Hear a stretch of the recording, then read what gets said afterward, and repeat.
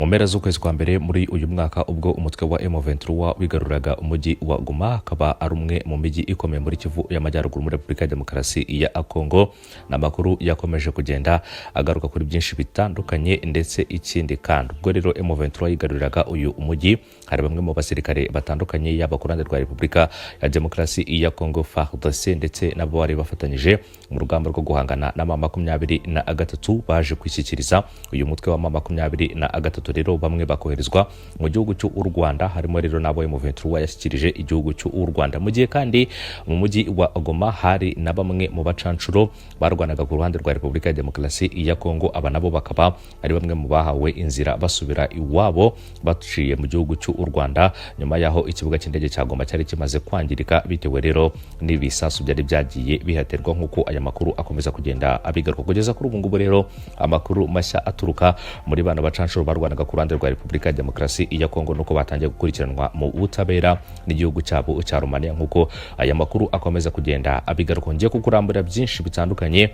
ku bijyanye n'aya makuru, uramenya byinshi bitandukanye mu byo ubutabera bubakurikiranyeho ku birebana n'aba bacancuro barwanaga ku ruhande rwa Repubulika ya Demokarasi ya Kongo bafatanyije n'imitwe irimo nka Wazalendo, FDLR ndetse na abandi. Turaza kwerekeza kandi muri Repubulika ya Demokarasi ya Kongo, hamaze rero gutangwa umushinga w'itegeko rigira imirimo ya gisirikare. Itegeko ndaza kukubwira byinshi bitandukanye ku birebana n'uyu umushinga. Turaza kwerekeza kandi hanze cyangwa se hakurya y'umugabane wa Afrika, aho rero Ubushinwa bwamaze kwihimura kuri Perezida Donald Trump wa Leta Zunze Ubumwe za Amerika, nk'uko turaza kubireba ku buryo ubu urambuye. Reka rero duhere mu makuru arebana n'ubutabera ku bacancuro barwaniye muri Repubulika ya Demokarasi ya Kongo bari ku ruhande rero rwa FARDC, akaba ari bamwe mu bacancuro. Ikindi kandi baje gukubitwa inshuro n'umutwe wa M23.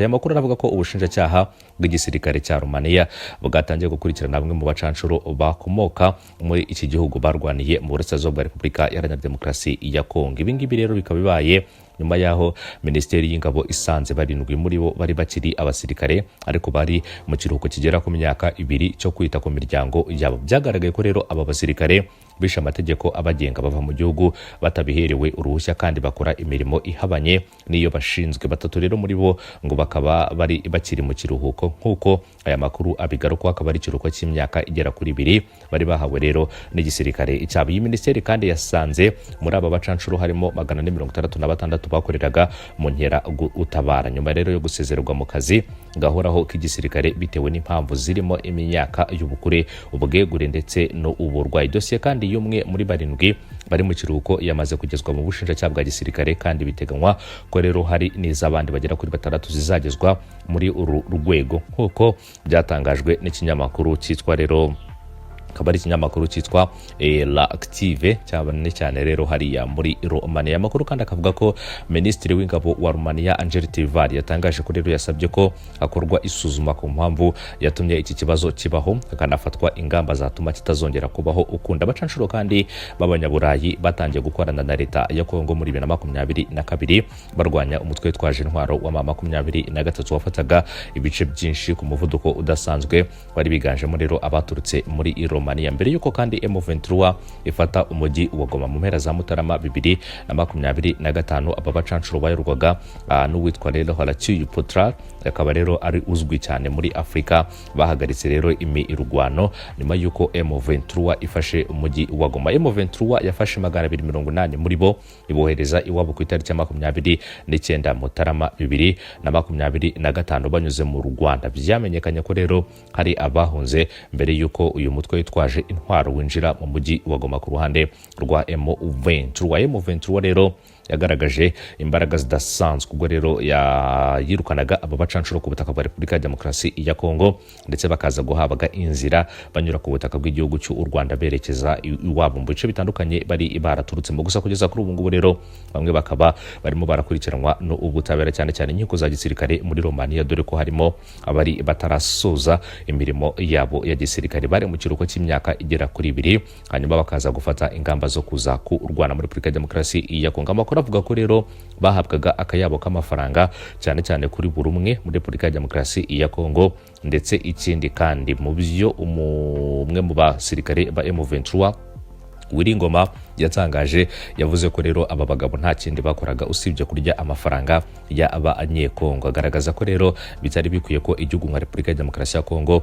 gitanga umutungo wacyo ku bantu nk'aba ngaba baturuka mu bihugu mpuzamahanga baje kurwanya abenegihugu muri Repubulika ya Demokarasi ya Kongo. Mu yandi makuru, Kinshasa hatanzwe umushinga w'itegeko rigira imirimo ya gisirikare itegeko n'umushinga w'itegeko rigira imirimo ya gisirikare itegeko muri Repubulika ya Demokarasi ya Kongo washyikirijwe inteko ishinga amategeko kugira ngo usuzumwe mu nama y'abadepite yo muri Werurwe 2025 nk'uko ibiriro cyangwa se nk'uko ibiro ntaramakuru bya Kongo ASP byabimenye kuri uyu wa gatatu ku itariki ya 2 Mata 2025 bibikesha umwe mu bagize inteko ishinga amategeko.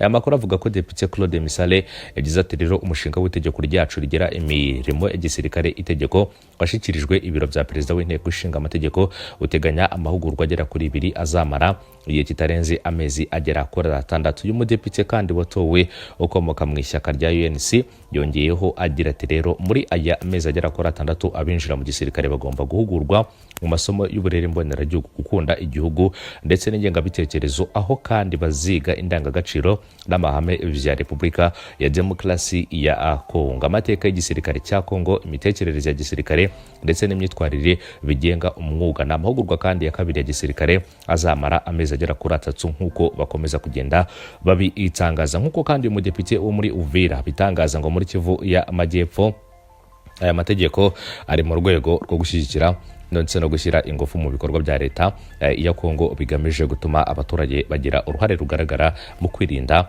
igihugu cyangwa se mu kwirindira igihugu cyabo nk'uko akomeza kubigaruka. Umudepite kandi akaba yasoje ubu butumwa agira ati abasore bose b'abanyekongo bakomoka muri Repubulika ya Demokarasi ya Kongo bafite imyaka 25 kugera ku myaka 30 bahawe ubumenyi bwa gisirikare.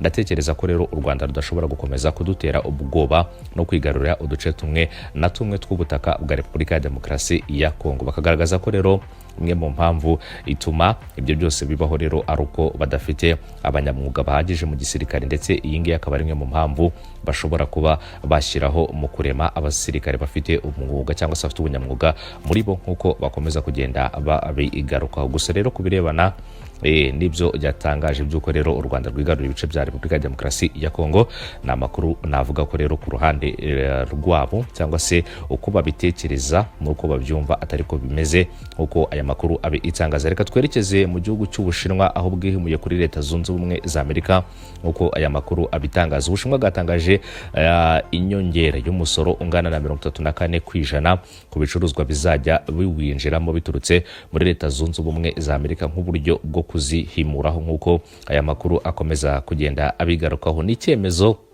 Beijing yafashe nyuma yuko kuwa gatatu w'iki cyumweru perezida wa Leta Zunze Ubumwe za Amerika Donald Trump nawe yari yashyizeho inyongera y'umusoro ungana na 34% ku bicuruzwa byo mu Bushinwa, wiyongera rero kuri 20% wari usanzweho, ibyatumye ugera kuri 54%. Kuwa gatanu kandi nibwo Minisiteri y'Imari mu gihugu cy'Ubushinwa nayo yaje gutangaza ko iki gihugu cyafashe icyemezo cyo kongera uriya musoro uzatangira gukurikizwa guhera kuwa 10 Mata nk'uko Ubushinwa bubitangaza. Minisiteri yasobanuye ko yafashe kiriya cyemezo mu rwego rwo kubungabunga umutekano w'igihugu n'inyungu zacyo ndetse no kuzuza inshingano mpuzamahanga zirimo kudapfa kuzamura iki iguzo. Ubushinwa kandi bwari busanzwe busoresha ibicuruzwa bituruka muri Leta Zunze Ubumwe za Amerika 67%, ibisobanuye ko umusoro wahise ugera ku 101% nk'uko Ubushinwa bwamaze kubitangaza mu rwego rwo kwihimura kuri Leta Zunze Ubumwe za Amerika. Perezida kandi Donald Trump kuwa gatanu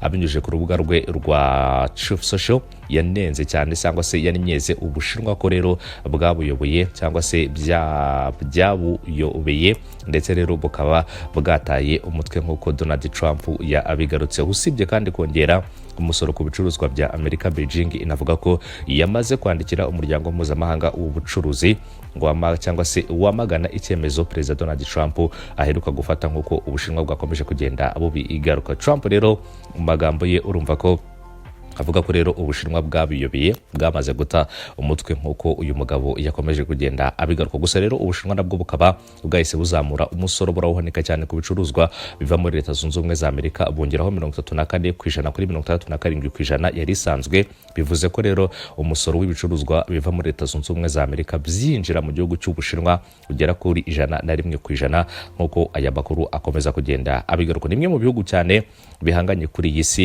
cyane cyane rero mu birebana n'ubukungu. Ni bimwe mu bihugu by'umwihariko byifuza kuba byayobora isi mu bikorwa rero birebana n'ubucuruzi ndetse n'ubukungu.